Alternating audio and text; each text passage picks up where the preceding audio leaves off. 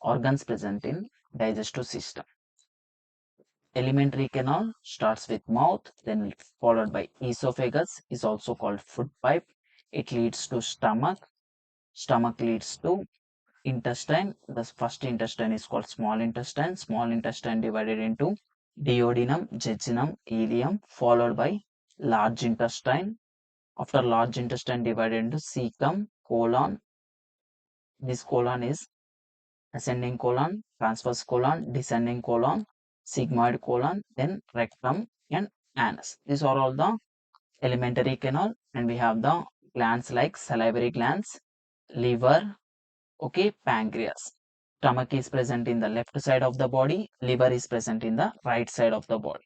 Then we also have gallbladder also. The structure is called gallbladder. These are the organs present in the digestive system.